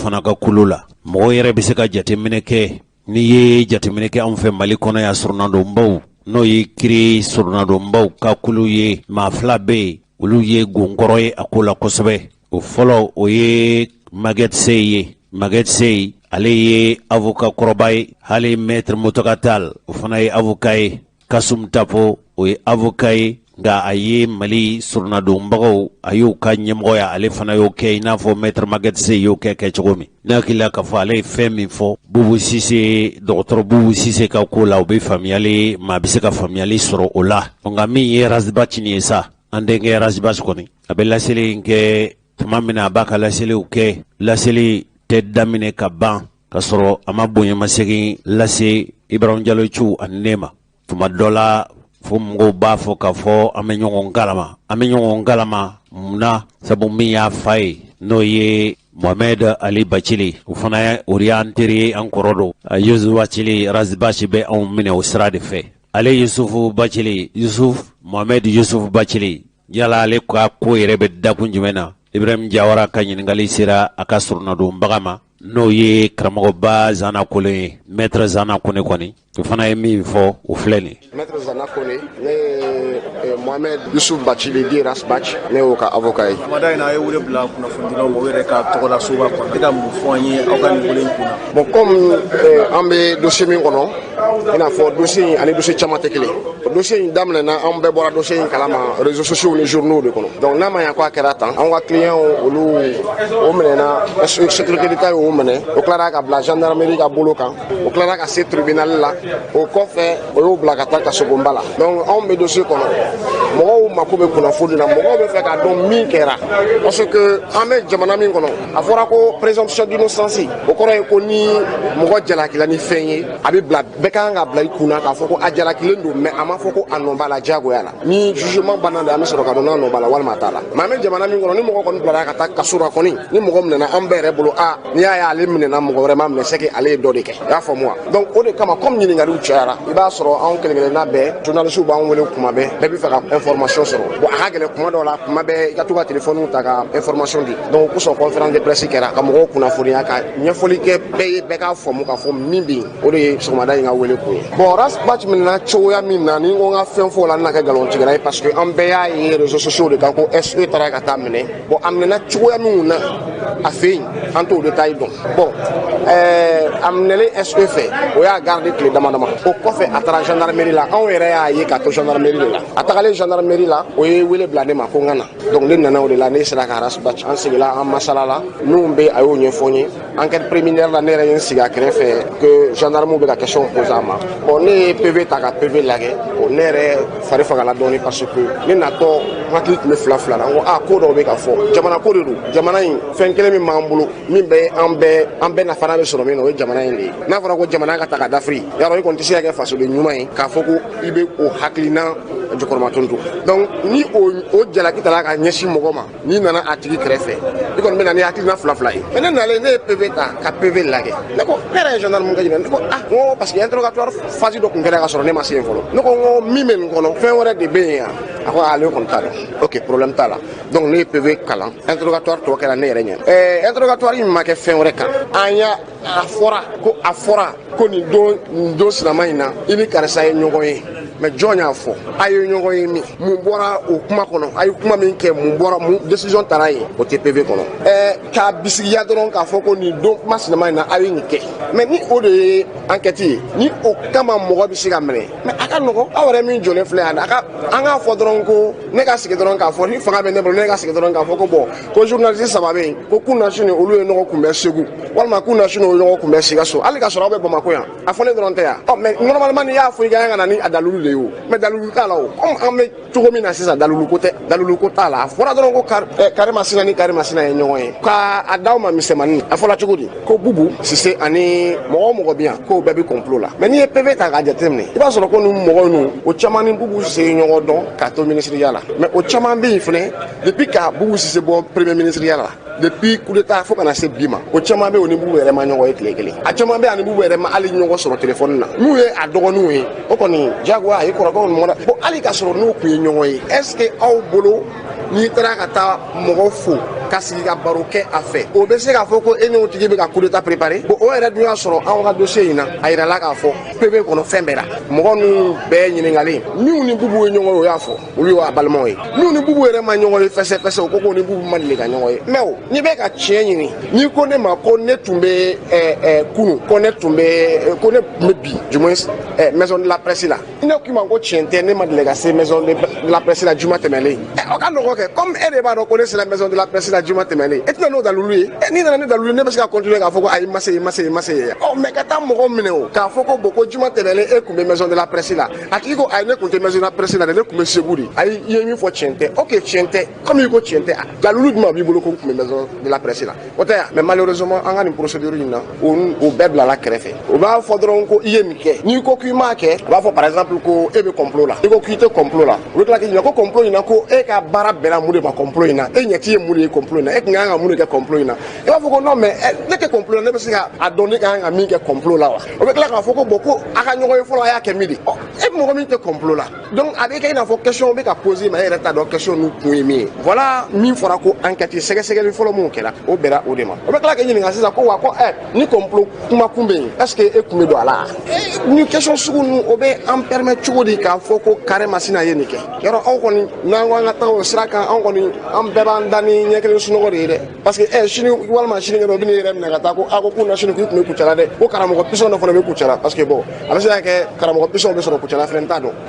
voilà an bɛ cogo min sisan ni ye fɛn fɔ o kan n bɛ se ka kɛ nkalon tigɛla i ko n y'a fɔ a ye cogo min puisque ne kun tɛ yen ne ni Rasta fana ma kuma o kan kunsigi tigɛli o ye tiɲɛ parce que o bɛ ye hali kunun ne bɔra k'a ye kunsigi kɔni tigɛlen don mais min ye k'a bila pɔnpu la k'a bila fangana baaraw la ni ye fɛn fɔ o kan ala ko tiɲɛ a na kɛ nkalon ye parce que n kun tɛ yen wa n m'a ɲininka fana o la bon n tɛ se k'a fɔ n'a tigɛra kan 1 na ou bien n'a tigɛra sécurité la parce que ne y'a ye kan 1 de la kunsigi kun t'a kun na ne yɛrɛ y'a taquiner ko n ko Rastamani kunsigi tan a danna yen n m'a ɲininka o y'a tigɛ min puisque bon o tɛ ne intéressé kosɛbɛ min bɛ ne intéressé o dossier élément de ye k'a dɔn a bɛ se ka défendre cogo min bon ka kuma nɔgɔya quoi ka kuma fɔ k'a nɔgɔya kana kɛ a kana na ni tubabukan gɛlɛya yɔrɔ ye objectif kelen dɔrɔn de don c'est à dire que fɛn fɛn fɔra a yirala k'a fɔ de ko bɛ fɛ ka coup d'état de kɛ a banna c'est à dire que a fɔra de ko bɛ fɛ ka mɔgɔw fitinɛ ka ɲɛsin fanga ma n'o ka kɛ ka fanga dafiri fanga dafirili ye mun ye coup d'état tɛ yan donc o dɔrɔn de don. Dana Kone dalakan dɔw taara k'a fɔ u ka kuma kɔnɔ min taara ka jamana ɲɛmaa sɛgɛrɛ Rasbach ka kumaw la yala a ye kuma min kɛ nin ye o kuma sariya bɛ yali ɲangili bɛ a kuma la sariya kunnaw kan. Bon ni aw ye kuma in jateminɛ kuma in fɔra contexte min na aw bɛɛ y'a mɛn c'est à dire que olu fɛn ninnu olu ka nɔgɔ kumaw don a ma kɛ i n'a fɔ a fɔra dogo la kumaw don aw y'a mɛn sani peut-être Rasbach yɛrɛ ka minɛ aw y'o kuma in mɛn Rasbach ye misali de di a ka kuma la jamana ɲɛmaa jamana bɛɛ kɔnɔ ani bonya ka kan jamana bɛɛ kɔnɔ infraction min visera a bɛ yen mais ma fɔ dɔrɔn ko n'i ye kuma fɔ jamana ɲɛmaa ma k'o bɛ kɛ minɛli kun ye o Rasbach ye kuma min fɔ aw bi yan ne bi yan bi koma Rasbach to a ka émission animée la journaliste wɛrɛw bɛ yen aw bɛɛ b'a la est-ce que nin kuma in a minɛna a fɔra ko min ye jamana ko min ye dɔgɔyama ye ka ɲɛsin jamana ɲɛmɔgɔ ma an m'o kuma ɲɔgɔn caman mɛn yan ka taa 2013 fo ka na se bi ma an m'o ɲɔgɔn caman mɛn wa. ɲɔgɔn fɔli la sariya ye mun fɔ a la aw minnu ye ɔ ne ko o de f'i ye o kuma ɲɔgɔn fɔli nin kuma tɛ infraction constituée infraction min visera nin kuma barika ka dɔgɔ infraction ma o de bɛ ka f'i ye a kɔni kɛra n'i bɛ fɛ ka mɔgɔ minɛ i bɛ cogo bɛɛ de ɲini hali ni a kunsigi ka jan dɔɔnin i b'a fɔ ko ko kunsigi jan in ko o tɛ bɛn an ka tabiya taabolo ma donc i bɛ se ka minɛ o la o kɔni dɔrɔn de don sinon k'a fɔ ko nin kuma in ye kuma juguba ye min bɛ kɛ sababu ye mɔgɔ ka mɔgɔ minɛ ka taa bila kaso bonba la a fana ka jateminɛ dɛ bi o ɲɛna dɔgɔtɔrɔ est-ce que o b'o ye ne ka dɔnniya la ma da la n'o ye dɔgɔtɔrɔ ko ɲininkali kɛ fɔlɔ o ma dɔgɔtɔrɔ ko ɲini fɔlɔ en tout cas mɔgɔ ma fɛn fɔ ne ye o la mɔgɔ si o si la mɔgɔ tɛ o cɛla min y'a fɔ par exemple an bɛ fɛ ka dɔgɔtɔrɔ n'o y'a fɔ an b'a ɲɛɲini n'a bɛnna min ma n'o banna a ma o na fɔ aw ye fɛnɛ. I tɛ an hakili jigin wa kuma in yɛrɛ mun de don tigitigi min reprochelen b'a la k'a y'o fɔ jamana ɲɛmaa ma. bon min reprochelen b'a la PV kɔnɔ o ko tubabukan na ko il a traité le chef d'état de débile mental ni hakili b'a la kosɛbɛ mais Rasbach ye min fɔ bamanankan na ne ma da la n'o ni nin traduction ye kelen je pense que a kɛra Abidjan ko président Bandao ka visite la Abidjan ko a kumana a y'a yira k'a fɔ ko a bɛ fɔ cogo di syndicat mɔgɔw a kumana syndicat mɔgɔw kan donc a ye expression dɔw employé syndicat mɔgɔw kan aw bɛɛ b'o kalama ka ban Rasbach ko ni an ko an ka miiri o cogo la ko jamanaden dɔw fana bɛ se k'a fɔ ko est-ce que président fana ka kan ka se ka o ko kelen ye je pense que o de don bon ne kɔni ma gɛlɛya y'a la mais bɛɛ n'i ka ko faamuyali cogo de don. I ka kuma laban ye jumɛn. bon ne ka kuma laban ye min ye o ye k'a fɔ ko ni jamana kɔnɔ ni taabolow fɔra jamanadenw jɛna min kan depuis a daminɛ na yɔrɔ hali gɛrɛn na n'a ye gɛrɛn sariya sigi ko a ka to k'a kɛ tan o bɛɛ nafa ka sɔrɔ a la yɔrɔ ni mɔgɔ kelen ye o sariya jɛngɛ k'a yɛrɛ hakilina bila i b'a sɔrɔ ko mɔgɔ si lakanalen tɛ bilen o kɔrɔ ye k'a fɔ cogo di k'a fɔ ko ni bi a kɛra mɔgɔ 5 ye min bɛ kaso la an tɔw bɛ se k'an sigi k'a fɔ ko bon n'i y'a ye olu minɛ o kelen tɛ jamanadenw ye o c'est que o ye ko dɔ de kɛ tɔw ma min kɛ mais an bɛ se k'o fɔ k'a sigi parce que a t'anw concerné mais ni nin sira dayɛlɛ la an ye nin sira to yen an y'a encouragé mun b'a yira k'a fɔ ko sini walima sinikɛnɛ bɛɛ kelen-kelenna tɛmɛnɛ donc kuma bɛ o de kan ne b'o de fɔ kuma bɛɛ principe ko de don aw ye journalistes ye a b'a dɔn jamana bɛɛ la journaliste kɔni bɛ kuma aw b'a dɔn jamana bɛɛ la ni ko min bɛ yen journaliste b'o ta a b'a sɛbɛn a ka journal la a b'a fɔ radio la a b'a fɔ télé la mais kuma in a hakilina ye min ye o ko in fana na ko min kɛra a b'o fana fɔ mais o n'a nana ye ko jamana kɔnɔ ko ni mɔgɔ ye kojugu kɛ k'o man gɛlɛn ko mais mɔgɔ min bɛ kojugu in kuma fɔ k'o ka kan ka ɲangi yarɔ n'a kɛra ten ni kojugu fɛn fɛn kɛra hali ni e yɛrɛ taara sigi i ka radio la k'a fɔ dɔrɔn i bɛ minɛ dɛ donc ne bolo min ka ɲi bɛɛ ma o ye an ka sariya labato bɛɛ ka to sariya kɔ o de ɲɔgɔn tɛ mais k'a fɔ k'an bɛ sariya utiliser ka mɔgɔ dɔw minɛ k'o bila kɛrɛfɛ pour que olu da kana don jamana jɔko la ne bolo n'o daminɛna a damani si la maître Zana Kone ne ye Mohamed Yusuf Bachili di Ras Bach ne y'o ka avocat ye.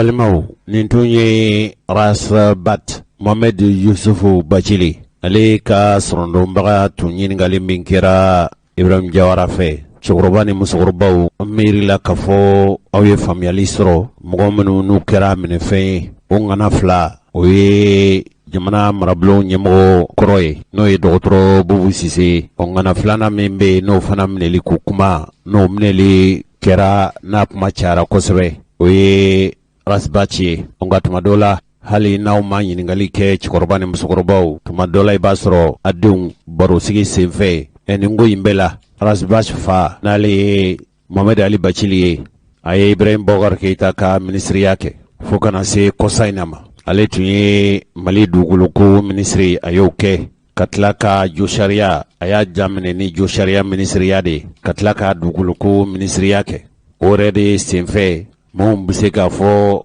kun kɔrɔ Mohamed Ali Bachili k'a da ye falakɔnɔ bin tigɛ o Ras Bat ko kuma kelen mɔgɔ wɛrɛ bɛ se k'a fɔ wala mɔgɔ bɛ se ka bisigiya k'a fɔ o de y'a ni Ibrahim Boubacar Keita fɔ ɲɔgɔn kɔ wala Ibrahim Boubacar Keita fɛmɔgɔw fɔ ɲɔgɔn kɔ sabu senfɛ a ye kumaw fɔ kuma minnu a kɛra i n'a fɔ a faralen tun don a den kan ka IBK ka fanga kɛlɛ ka sɔrɔ ni mɔgɔ min tun gɛrɛla la tuma dɔ la i bɛ se k'a fɔ wala i bɛ se k'a faamu k'a fɔ a n'a den ka kuntilennaw tun tɛ kelen ye waati bɛɛ o yala a den bɛ se ka minɛ cogo di fo ka se nin yɔrɔ in ma a m'a fɔ n ko wa a yɛrɛ m'a fɔ n ka cincɔn ye a m'a fɔ a ti faamu o siratigɛ de la sa bɔlɔlɔ kunnafoni fasiri jɛnsɛnba dɔ taara ɲininka o bɛɛ ye a den ka minɛli ko ye an ka Mohamed Ali Bachili n'ale Ibrahim Boubacar Keita ni o jɛɲɔgɔn kɔrɔ don ni Ala sɔnna ma don nata ninnu na an bɛna wuli ka se a fɛ ye yala kabili Ibrahim Boubacar Keita bɔra fanga na u ni ɲɔgɔn cɛ bi cogo di sabu kabili fanga ɲini na fo kana fanga sɔrɔ ka san 5 fɔlɔ kɛ san 5 fɔlɔ in bɛ ɲini ka fori tuma min na de e ko a tɔ tun bɛ tɛmɛ san 1 ani kalo 6 kan wa ani Ibrahim Boubacar Keita nana fɔ ɲɔgɔn kɔ IBK dun tɛ fanga na bi yala u cɛ bi cogo di o ye ɲininkali wɛrɛ ye nka ale dun fɛla dun ye jumɛn ye a den ka minɛli ko la an ka Mohamed Ali Bachili an ka jaabiw an k'o lamɛn. N'i ye ɲininka an b'a f'i ye n bɛ dɔɔnin fɔ n y'a yɔrɔ kan n'o tɛ ne yɛrɛ tun n tɛ kuma nin dossier la fo ka taa kun cɛ ni Ala ko mun bɛ kɛ o bɛ kɛ i ko aw ye n denw ye aw bɛ deli ka mankan mɛn sariya ko la ni nin ko sera aw yɛrɛ ma ni ye n makun dɔw t'a faamu i y'o mun fɔ ɲɛna k'a fɔ aw yɛrɛ damaw ni ɲɔgɔn cɛ a b'aw aw yɛrɛ ɲininka la n'o y'a sɔrɔ ne makunnen bɛ mun na a bɛ se ka kɛ o ɲininkali dɔw fana t'a kɔrɔ faamu mais i bɛ se ka bɔ ka dɔɔnin fɔ n'i ma kuma dɔw b'a fɔ a da ka di nka a ma kuma a den ta a ɲɛna a bɛ dɔ fɔ nka a ma kuma ni kumana fana dɔw b'a fɔ a tun man kan k'i da don a la bon i ka kan ka mun kɛ i man kan ka mun kɛ Ala k'a to a ko a sariya ko awa ne yɛrɛ ye u bɛ fɔlɔ ka ɲininkali minnu kɛ gendarmerie la dɛ n y'o papiyew kalan parce que n yɛrɛ ye avocat ye ne yɛrɛ ye avocatw ta k'u bila dossier kan u ka se ka Ras Bat dɛmɛ donc o sababu la kibaruya minnu bɛ dossier kɔnɔ ne yɛrɛ b'a sɔn parce que n'i ye avocat ta c'est pour k'a k'i kunnafoni dossier la donc u ye n kunnafoni dossier la dossier in kɔnɔ n ye mun mɛn k'a fɔ u minɛnen don k'a sababuya kɛ ko u ye bɛnkan jugu dɔ kɛ bɛnkan mun an ka sariya mun bɛ o taabolow kɛlɛ o ye code pénal ye ɲangini bɛ kɛ ni sariya minnu ye olu bɛ sariya sɛbɛn min kɔnɔ a bɛ fɔ o de ma code pénal donc o code pénal ni o sariya 54 55 i bɛ hakɛ to 45 o sariya 45 a kolo sabanan ni ye sariya sɛbɛn i bɛ se k'a kɛ nin ye sariya 45 ye i b'a bolo sen fɔlɔ sɛbɛn bolo sen filanan a bolo sen sabanan i bɛ se k'a sɛbɛn fo ka kɛ min ka di ye ɔ sariya 45 o bolo sen sabanan o de bɛ janfa jugu ko fɔ maaw ni ɲɔgɔn cɛ janfa mun bɛ lawuli tiɲɛni kama u ko ko u nɔ minɛnen bɛ ni o ye sariya dɔ fana bɛ yen o ye sariya 175 o fana b'a yira k'a fɔ tiɲɛnikɛlaw n'a fɔra ko tiɲɛnikɛlaw jɛra maa minnu taabolo ye tiɲɛni ye u dɔnnen bɛ ka kɔrɔ ni tiɲɛni ye u nana fara ɲɔgɔn kan fana ka tiɲɛni ŋaniya siri u b'a fɛ k'a kɛ a bɛ fɔ o ma ko tiɲɛnikɛla jɛkulu tubabukan na association de malfaiteurs k'o fana sen b'a la u k'o fana ko sariya 147 k'o fana ma jɛ n'a ye k'i ka jamanakuntigi la kari o jamanakuntigi la kari la donc k'u nɔ minɛna o fana la u k'o fana ko u ye janfa kɛ guerre wagati la trahison en temps de guerre u ye trahison kɛ sisan u bɛ a fɛ ka don sɔrɔdasiw n'u hakili cɛ ka u baga faga kɛlɛ la u ye walew kɛ pour que sɔrɔdasiw baga ka faga kɛlɛ la o ye i ka jamana janfa puisque i bɛ jamanadenw i b'olu su k'u ban kɛlɛ ma k'u y'o fana kɛ n'i ye sariyaw lajɛ u ko fana ko u ye ko caman kɛ a ko daliluw ma fɔ dɛ ko sini sariya tɛ bɛn mɛ ko kelen mun don o ma fɔ mɛ u kɔni ko k'u ye ko caman kɛ u y'o de fɔ ka tila k'a da kan k'u ye nkalon tigɛ k'a da mɔgɔw la o nkalonw fana sariya ma sɔn ala ni kumaw fɔlen don ni sariya ka fɔcogo de ye n'i ye sariya ka fɔcogo fɔ i bɛ sɔrɔ ka don mɔgɔ ka kɛta la kɛta in est ce que ani sariya in u bɛ kelen ye wa est ce que sariya kan bɛ nin de ma wa u ye kɛta jumɛn bɛ kɛ ni nin daliluw bɛ se ka fɔ u ka kiiri ko la i b'o ɲɛɲini o ɲɛɲinini o bɛ kɛ enquête de kɔnɔ a kun fɔlɔ mun bɔra o dira gendarmerie de gendarmerie ye a ka baara kɛ ne da tɛna don gendarmerie ye kumakan minnu fɔ a y'u ɲininka mun na ne da tɛ don o la parce que sariya la o bɛ gundo kɔnɔ mɔgɔ man kan ka bɔ ni o ye an b'o to yen mais u nɔ minɛ kun kɔni o tɛ gundo kɔnɔ puisque o fɔra ne yɛrɛ sɔgɔmada in na ni kunun bɛɛ ne y'o mɛn RFI bɛ ka segin a kan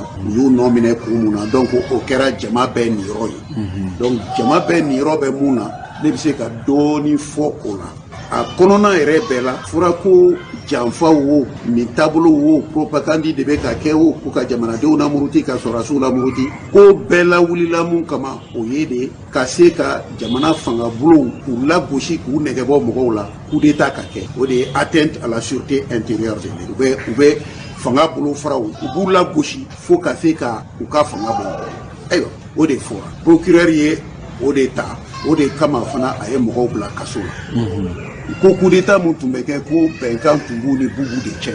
o fana bɛ yen an tulo b'o fana la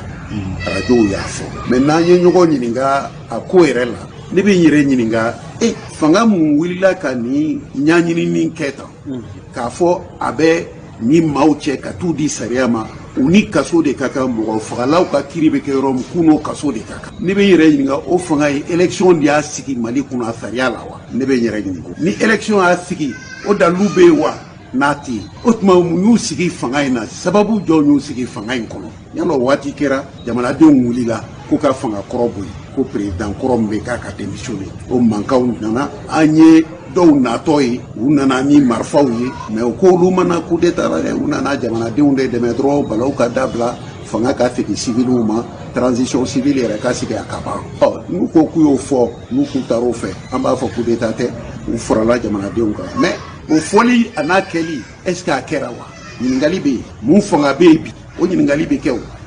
minnu ye nin ɲɔgɔnw kɛ olu farala ɲɔgɔn kan ka kuma ɲɔgɔnya tɛmɛ u ni ɲɔgɔn cɛ ka bɛn a la kana i donni fanga kɔrɔ k'a bin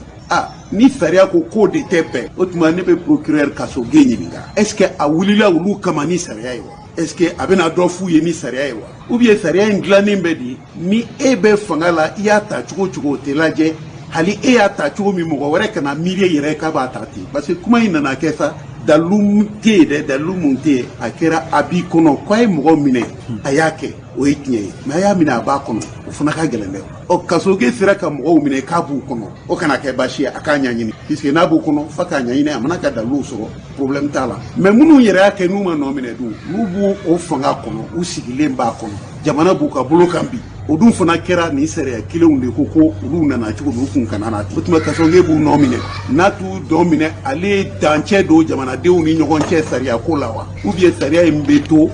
ni mun bɛ fanga la o sago de bɛ kɛ mais sariya tɛ lajɛ tugun o de la an bɛ siran souvent kuma ɲɛ parce que ne tɛ gɛlɛya yɛrɛ ɲini nin ko la mais n b'a fɛ k'a fɔ sariya dɔnnaw ye u sera sa u ka Mali bila a ka sabati ni sariya ye a sera u ka kojugu dɔw ye k'u to yen parce que nin fɛn o fɛn fɔlen filɛ nin ye k'a kɛra k'a tun b'u kɔnɔ o de kɛra o minnu y'o kɛ olu de ye nin ta ka taa di kasɔrɔkɛ ma sariya dun ko n'i y'a kɛ san 10 kɔnɔ i nɔ bɛ minɛ mais kasɔrɔkɛ kalo 4 dɔrɔn don dɛ o tuma n'i ma wuli e yɛrɛ ye fana kasɔrɔkɛ i ye sariya dɔ sɔsɔ dɛ forfaiture bɛ yen dɛ o fana ye crime de ye dɛ ou bien dɔw bɛ crime kɛ fɛn tɛ bɔ a la dɔw b'a kɛ olu bɛ minɛ en ce moment an b'an yɛrɛ ɲininka o de la ne b'a fɔ n ko Mali sariya jamana tɛ Mali ye jamana ye a bɛ ɲɛmɔgɔw sago la u y'a kɛ cogo cogo u ye sariya bato u y'a sɔsɔ awa a b'u sago la olu ka sariya sɔsɔ tɛ lajɛ n'i yɛrɛ da tora ka maga la a bɛ fɔ k'i ye kojugu fɔ nin ko in bɛɛ la kojugu ko ka fanga lagosi mais i ye ko mun kɛ o de b'i lagosi wa ou bien ne y'a kɛ dɔ y'a ɲɛfɔbaga de bɛ lagosi ko mun kɛra o de bɛ ka fɔ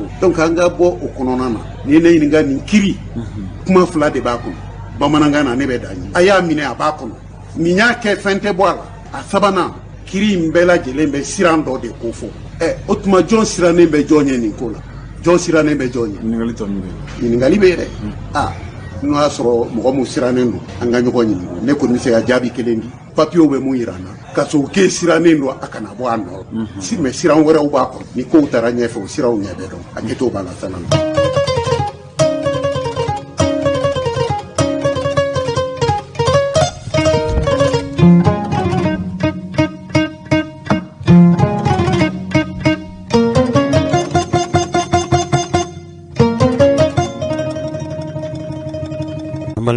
Mali yɛrɛ a ɲɛmɔgɔya bondaso min sigilen don sanni feere ko la jamana yɛrɛ sanni feerefɛnw u hakɛya n'u ni feere ka kan feere fana kan ka kimɛ cogo min o ɲɛmɔgɔya bondaso min b'anw fɛ Mali kɔnɔ yan Direction Générale du Commerce, de la Consommation et de la Concurrence n'a bɛ fɔ a ma ko DGCC o ɲɛmɔgɔ tuma min na jamana ɲɛmɔgɔ Ibrahim Boubacar Keïta tun y'i kanbɔ ka fɔ feerefɛnw sɔngɔ man ka damatɛmɛ sɔngɔ yɛlɛ ka sabu kɛ coronavirus ye nin ɲɛmɔgɔya bondaso n'a ɲɛmɔgɔya bɛɛ bi n'o ɲɛmɔgɔba ye Bougader Doumbia ye kabili jamana ɲɛmɔgɔ Ibrahim Boubacar Keïta tun ye kangari da nin ɲɛmɔgɔya bondaso ye u tun cɛsiri kosɛbɛ o siratigɛ de la mɔgɔ ni kan ka don ni fɛn Mali kɔnɔ yamariya sɛbɛn min bɛ yen n'a bɛ fɔ o ma ko titre de commerce i n'a fɔ sɛbɛn ka sɔrɔ e bolo sɛbɛn min b'a jira k'a fɔ e ye sanni feerekɛbaa ye e bɛ se ka julaya baara kɛ o siratigɛ de la baara o baara n'o bɛ kɛ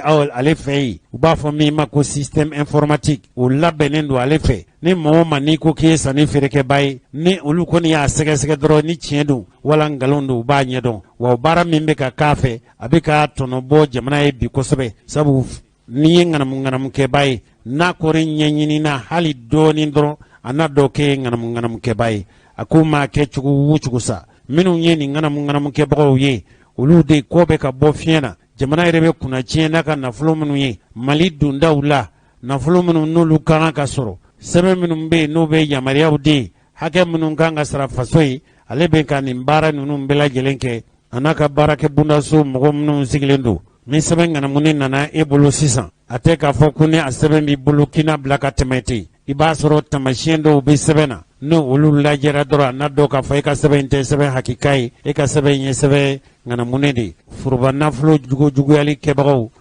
tɔgɔtiɲɛ minnu ni mankutu minnu bɛ ka kunsin ale ma bi a y'o de fɔ k'a bɛɛ dabɔkun de ye nin ye ko sabu baara minnu bɛ daminɛ ale fɛ mɔgɔ minnu bɛ yen n'i bɛ don nin baara sugu la kalikasiyɛn dɔw de bɛ kɛ ale ka baarakɛla ninnu bɛɛ lajɛlen u bɛ kaliko siyɛn de k'a fɔ baara min bɛ kɛ u bɛ jamana de ka nafolo matarafa hali ni bɛ don a da fɛ a mana bɔ daw da fɛ an badenw ni ala sɔnna ma don nata ninnu na waati nata ninnu na an yɛrɛ na wuli k'a sɛgɛrɛ ale ka baara kɛ bondaso jɔda ye min ye yala feere ni sanni minnu kan ka kɛ faso kɔnɔ nin cakɛ bondaso ka jɔda ye min ye yala ale yɛrɛ bɛ ka baara kɛ ni jɛlenya ye wa baasi la a lajɛ dɛ ɲɛmɔgɔyabu min sigilen don nin ko ninnu kɔlɔsili la yala olu b'a kalama k'a fɔ feere jugu kɛbaa dɔw bɛ yen olu bɛ ka sɔngɔ yɛlɛn wa min ye Bougader Dumbiyaye n'ale ni ngoyi ko latigɛ ɲɛmɔgɔ ye baro sigi tɛmɛna ni basila ni ɲɔgɔn cɛ. Bukadari Dumbiya e bɛ jagokɛlaw ka ko ɲɛmɔgɔya la bi. Siman ko an y'a mɛn k'a fɔ ko siman prix gɛlɛyala a taara fo 24,000 yɔrɔ dɔ la 23,000 yɔrɔ dɔ la a bɛ yɛlɛ o sanfɛ yɛrɛ. Yala mun na ni siman gɛlɛyali? Bon, effectivement a ka ca kuma caman na siman sɔngɔ a bɛ yɛlɛ parce que siman min bɛ bɔ anw fɛ yan n'o o sɔngɔ kɔlɔsilen don usine ka niveau la parce que usine yamaralen tɛ ka dɔ fara sɔngɔ kan gouvernement ɲin'a ma a sababu kɛ sɛbɛn min b'u u ni gouvernement ni ɲɔgɔn cɛ nka min bɛ bɔ anw fɛ yan nɔ o tɛ labɔli kɛ siman fanba bɛ bɔ kɔfɛ de kɔ kan ka na waati o waati ni hakɛ min n'o kan ka don tile kɔnɔ wali semaine kɔnɔ n'o o dɔgɔyara feerekɛlaw komi u b'a sɔrɔ ɲɔgɔn bolo jakuma fila de fɛ dɔw b'a di dɔw ma dɔw wɛrɛ b'aw di dɔw ma o sira ninnu c'est informel sɛbɛn t'u ni ɲɔgɔn cɛ i bɛna dɔrɔn i siman ye a bɛ ɲɔgɔn wele telefɔni na a bɛ jago la tɛmɛ a ni ɲɔgɔn cɛ administration a ka gɛlɛ administration ka bɔ a kalama sɔngɔ nana yɛlɛn k'a sababu k'o ye minɛn tanya ye an ye kibaruya minnu sɔrɔ k'a fɔ ko min y'a to minɛn min bɛna an fɛ a dɔgɔyara o de ye k'a fɔ ko Sénégal min bɛna an bɛ kɛmɛ sara la an bɛ 60 fo 60 kunkanfɛn de bɛ bɔ Sénégal ka se anw fɛ yan bon olu ka transporteurs ye grève kɛ siman dɔrɔn tɛ mais produit bɛɛ gɛlɛyara doni gɛlɛyara donc a kɛra blocage grève banna i b'a dɔn fɛn ye transporteur ye jagokɛla de a bɛ nafa sɔrɔ min na a b'o de ta malgré que grève banna komi siman transport nafa a bɛ produit wɛrɛw bɛ olu nafa ka bon ka tɛmɛ siman kan donc olu kɛ o produit ninnu tɛ ka ca olu tɛ olu doni kama siman nali a retardera fɛn tɛ bolo la fitinin min bɛ yen bɛɛ b'i ɲɛsin o ma bɛɛ bɛ girin o kan ni jagokɛla fana n'a ko ko vraiment nin ye ale ka dugu jɛlen parce que olu bɛ semaine u ka fɔ la u bɛ semaine o semaine ne yɛrɛ camion 3 jigin i ye semaine 2 kɛ i ma baara kɛ n'i ye chargement 1 sɔrɔ dɔrɔn i bɛ n ta san i b'o sɔngɔ da donc o de nana ni gɛlɛya ye an kɛlen ka sɔmi o koɲɛ la an ka k'u wuli k'u bila ka taa kɛ sannikɛla ye n'u taara i ma i b'i ka facture yira i y'a san hakɛ min na yɔrɔ ni facture yɛrɛ t'i bolo o yɛrɛ ɲangini b'o la fɔlɔ an y'u bila ka taa sugu kɔnɔ donc ka taa lajɛ mun kosɔn sɔngɔw bɛ fɛn minnu bɛ taa gɛlɛya donc i b'a yira k'a fɔ n y'a san nin na n'a y'a sɔrɔ i y'a san sɔngɔ la sɔngɔ gɛlɛn na an b'a jateminɛ a san sɔngɔ gɛlɛn na i b'o sɛbɛn fura di an b'o lajɛ n'i y'a san sɔngɔ gɛlɛn na i kɔni bɛ dɔ fara kan pour que i ka nafa kɔni sɔrɔ a la donc o sɛgɛsɛgɛliw kɛla bon an y'a ye yɔrɔ minnu na sariya ma bato ni gɛlɛya n'o kɛra gɛlɛya sira parce que marge bɛ min kɔnɔna na o dɔnnen don ka kɔrɔ a pourcentage min dɔnnen don 10% 5% ni subitement ni e nana ka na 50% ou bien fini kun ɲini a la o ye gɛlɛya ye ka ɲɛsin consommateur ma donc an y'olu ɲangi mais o man ca parce que quantité min bɛ yen nɔ a quantité yɛrɛ de dɔgɔyara bon ni minɛn dɔgɔyara sugu kɔnɔ dɔrɔn nin ko sugu de bɛ na yanni minɛn bɛ se consommateur ma dɔrɔn a bɛ gɛlɛya mais fura min b'a la ni n b'o f'i ɲɛna voilà fura min b'a la pour que an ka bɔ nin gɛlɛya in kɔnɔ parce que salon ta kɛla a yirara k'a fɔ ko Sénégal kelen in fana na ko usine dɔw bilara panne na bon hali ɲinan fana